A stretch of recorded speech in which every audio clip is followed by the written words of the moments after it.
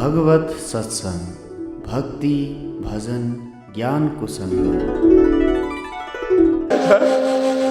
धन चाहिए को छबने खूब आँखों को ऊँखों को रसले, गन्ना को रसले, भगवान को अभिषेक गर्नु, शुद्ध जलले अभिषेक गर्नु, चंदन लगाउनु, भस्म लगाइदिनु।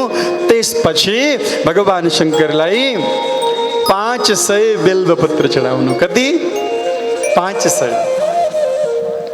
तत्पश्चात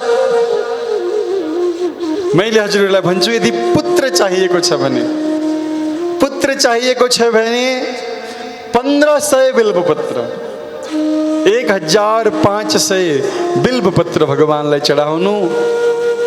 जसलाई मोक्ष चाहिएको छ, ध्यान दिनु, मुमुक्षु जो मोक्षको इच्छुक हुनुहुन्छ, जसलाई यो जगबाट केही लिन दिनु छैन, बाहिरबाट मात्रै यो पनि शिवको, त्यो पनि शिवको, सारा संसार शिवको, मै पनि शिवको भन्यो एकछिन, अनि कहाँ हो यो त होइन होइन, त्यो पैसा पनि मेरो, यो जग्गा पनि मेरो, छोरा छोरी सब मेरो, घर पनि मेरो, यो साँच्चै भित्रबाट आउँछ। फेरि बाहिरबाट यो पनि शिवको, त्यो पनि शिवको, भित्रबाट यो धन पनि मेरो, यो घर पनि मेरो।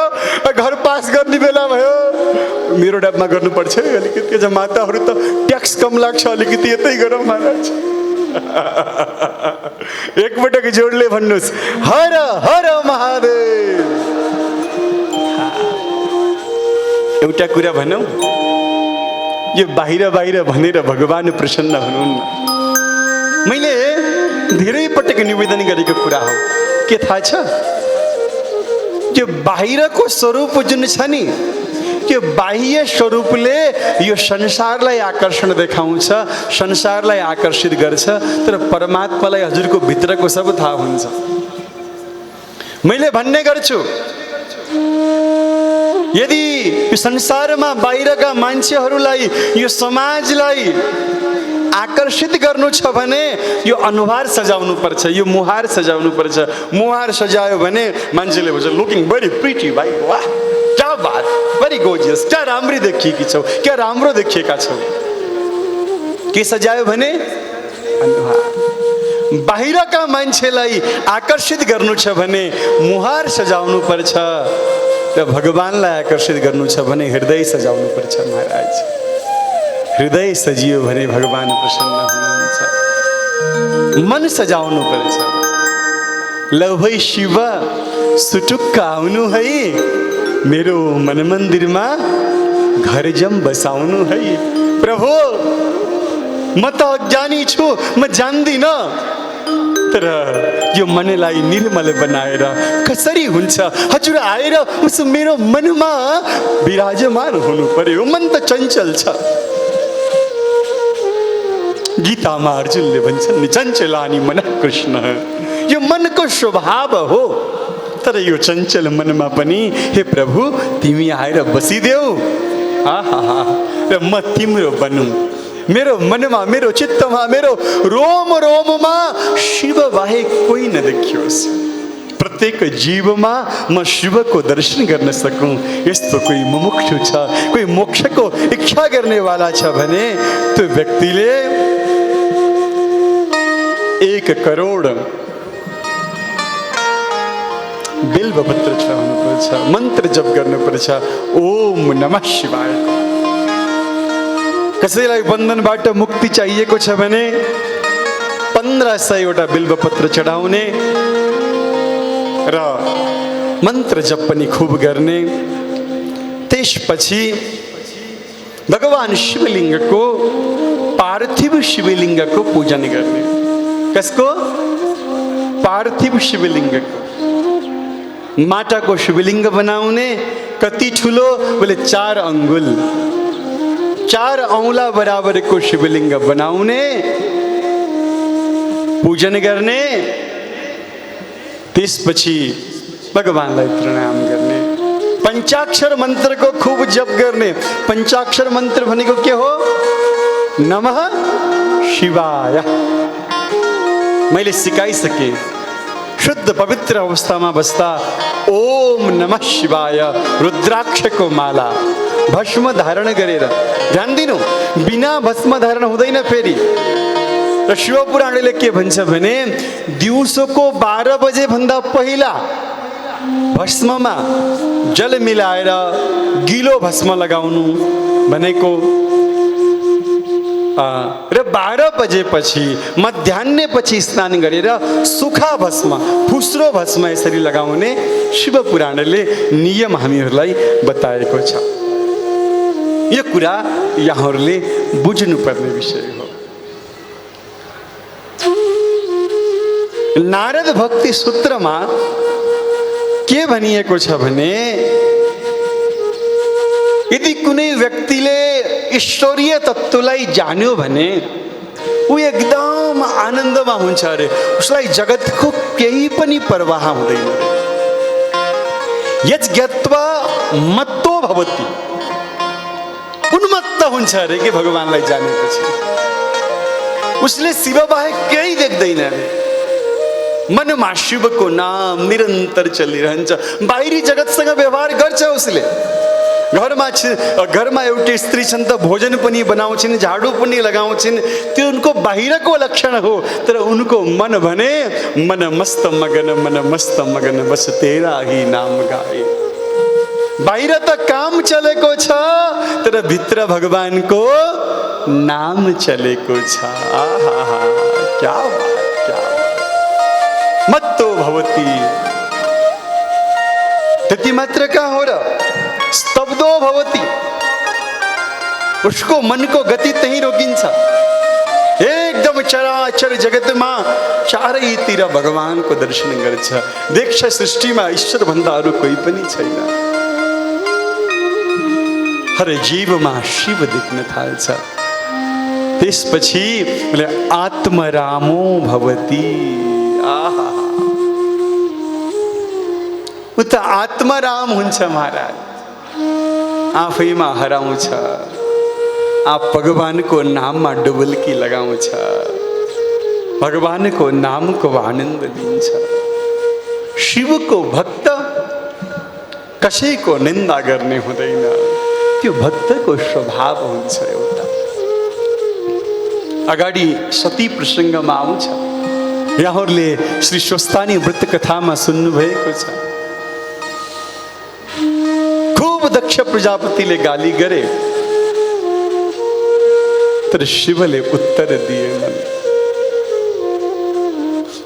पछि पछि अनेक ग्रन्थहरूमा वर्णन आउँछ। यी शिव पुराणमा पनि जब शिवजीको चर्चा आउँछ, पार्वती मातासँग विवाह आदिको चर्चा आउँछ, त्यहाँ पनि शिवजीका कुरा काट्ने धेरै हुन्छन्। हिमालय पर्वतलाई गएर कतिपटक त भगवान शिव स्वयं स्वरूप बदलेर जानुहुन्छ र कुरा काट्छन्। तर शिव भने एकदम आनन्दित, पहिले जसले जे भन्ने छ भन्नु, म त आफ्नो मस्तीमा छु। हिन्दीमा कसैले गाली गर्यो भने के भन्छन्, उसले गाली दियो भन्छन्। हिन्दी भाषामा गाली गर्यो भन्नलाई के भन्छन्, गाली दियो भन्छन्। त एकजना साधुलाई कसैले भनेछ, ए बाबा यो मान्छेले हजुरलाई गाली दियो, सराप्यो। साधुले मुसुक्क मुस्कुराउँदै के भनेछन् थाहा छ, बाबु त्यसले त गाली दियो तर मैले लिएको छैन, उसकै फर्काइदिएँ। त्यो गाली मैले लिएर खल्तीमा मनमा राखेको छैन, त्यो गालीले मलाई पिर्पर्नेवाला छैन। उसले दियो तर मैले लिइनँ, नलिन त पाएन त पाएँ मैले। त कसैले कुरा काट्छ, कसैले के भन्छ भनेर शिवजीका भक्तले सोच्दैनन्। ध्यान दिनु मेरो कुरा। एकजना सन्तले भन्नुहुन्थ्यो, यदि कसैले तिम्रो कुरा काट्छ भने माना तिमी यो दुनियाँको बहुत भाग्यमानी ठुलो मान्छे रहेछौ। किन? तिमीले बिना सेलरीको, बिना पैसाको तिमी माथि निगरानी राख्ने चौकीदार पाएका रहेछौ। त्यो कुरा काट्ने मान्छे बिचारा 24 घण्टा तिमीलाई हेरिरहेको छ, कहाँ गल्ती गर्छ, कसरी कुरा काटौँ, तिम्रो पछि लागिरहेको छ। ओ सित्तैमा चौकीदार पाएका छौ, त्यसको अभिनन्दन गर, त्यसलाई सम्मान गर।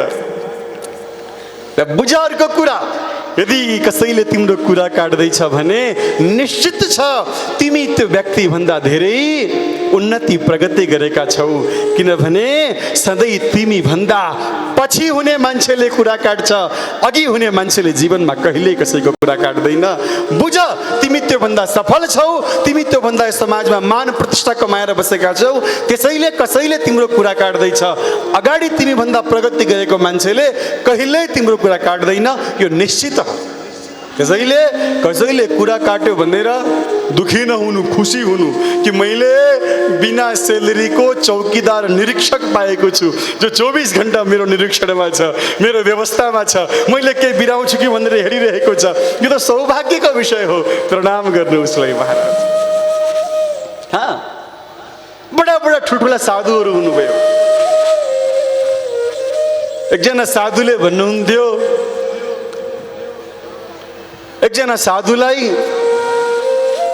कुनै व्यक्तिले गएर भनेछन्, बोले गुरुजी के गर्नु यो दुनियाँमा, बाँच्न बडा दुःख छ। भाइ बाँच्न किन दुःख छ? गुरुजी केही गर्न थाल्यो खुट्टा तान्नेको कमी हुँदैन। के गर्नेको? के गर्नेको सुनिन मैले। गुरुजी खुट्टा तान्नेको कमी हुँदैन।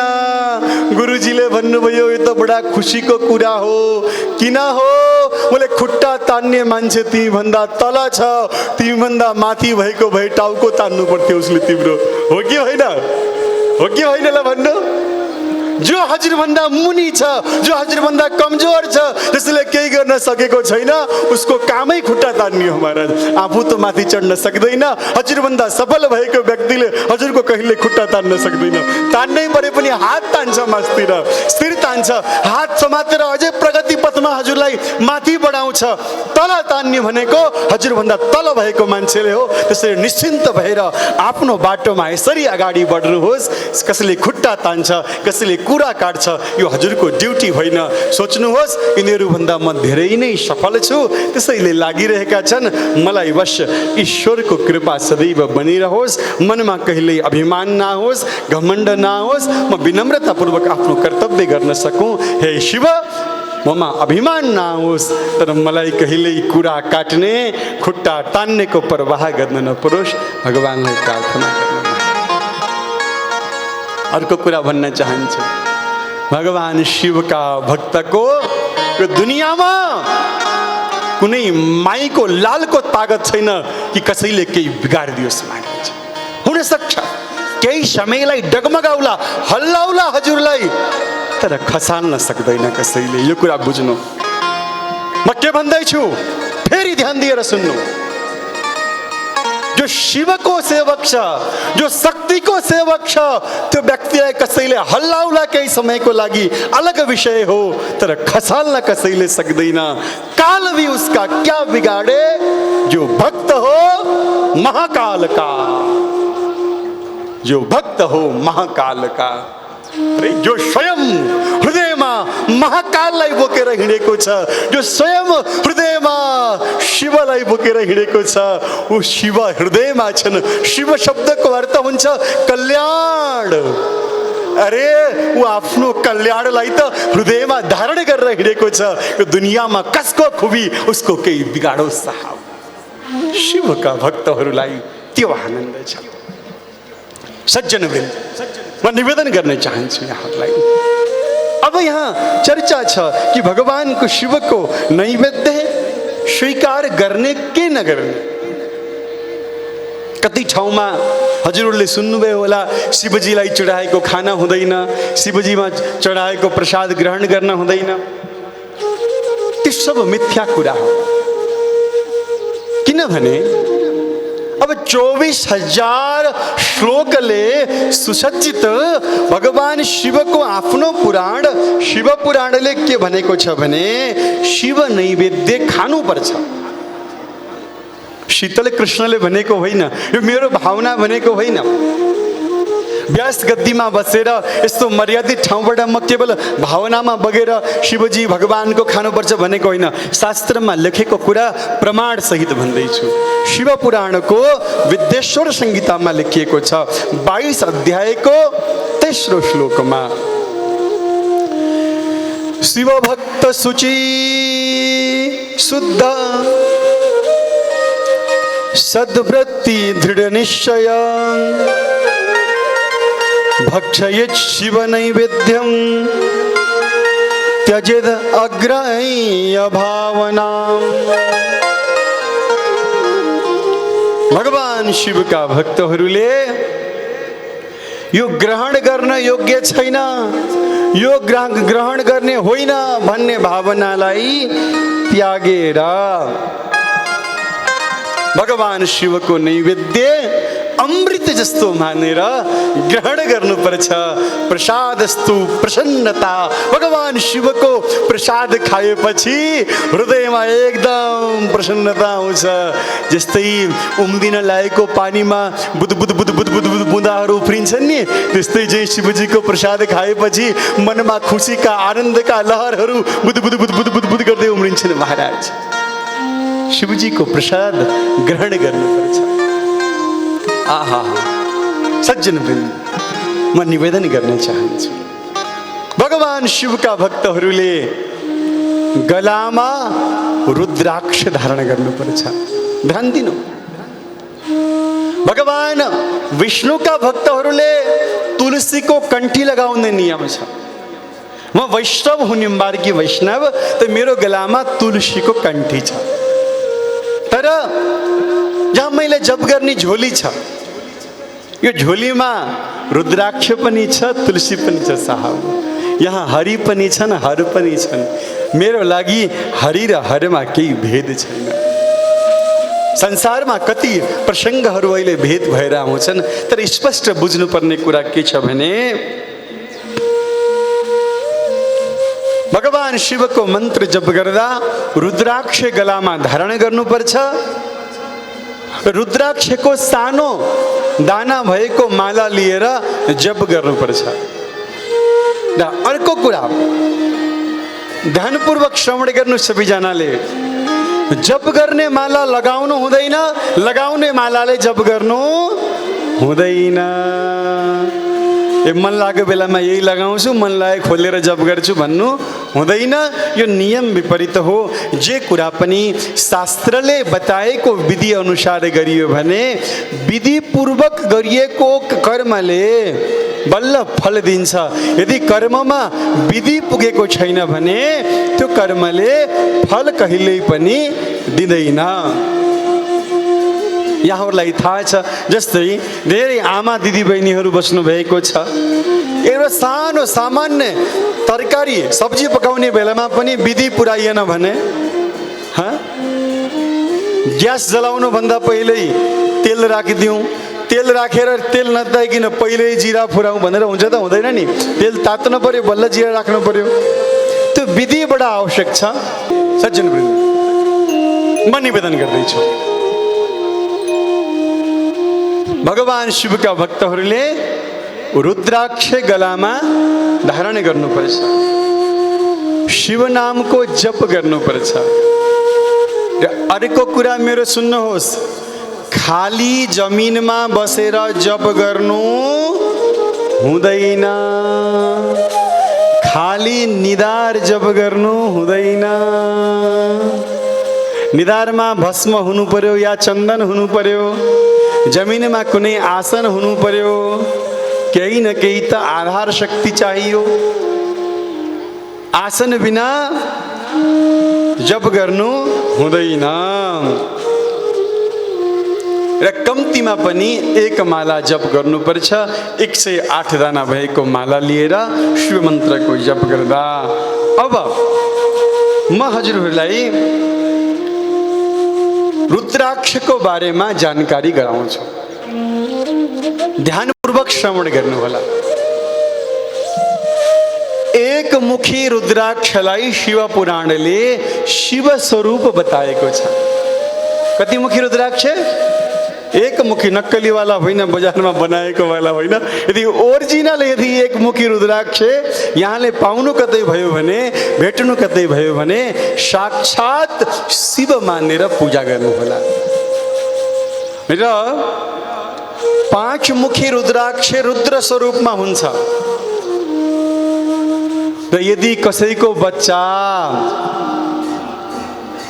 ध्यान दिनु सबैले मेरो कुरा, कसैको बच्चा तर्सिन्छ, डराउँछ, राति सुतेको बेलामा अचानक बिउजिन्छ, मनमा डर चलिरहन्छ भने त्यस्तो व्यक्तिले 9 मुखी रुद्राक्ष धारण गर्नुपर्छ। धेरै डराउने, आत्तिने, कसैको नजर लाग्छ, कसैको भूत प्रेत पिचासबाट बच्नु छ भने 9 मुखी रुद्राक्ष धारण गर्नुपर्छ कण्ठम, गलामा। 9 मुखी रुद्राक्ष साक्षात भैरव स्वरूप हुन्छ, त्यसैले 9 मुखी रुद्राक्ष धारण गर्नुपर्छ। 9 मुखी रुद्राक्ष धारण गर्ने व्यक्तिको वरिपरि नजिक भूत प्रेत पिचास डाकिनी साकिनी कोही पर्दैन। परिहाल्यो भने पनि नमस्कार गर्छ पहिले उसैले, हजुर डराउनु पर्दैन। 9 मुखी रुद्राक्ष गलामा देखेपछि भूत प्रेतले पनि नमस्कार गर्छ, हजुर ओहो साक्षात भैरव स्वरूप 9 मुखी रुद्राक्ष गलामा रहेछ भनेर प्रणाम गर्छ। बोले काल भैरव भगवान को जय हो, काशी विश्वनाथ भगवान को जय, आज को आनंद को जय हो। नमः पार्वती पदे हर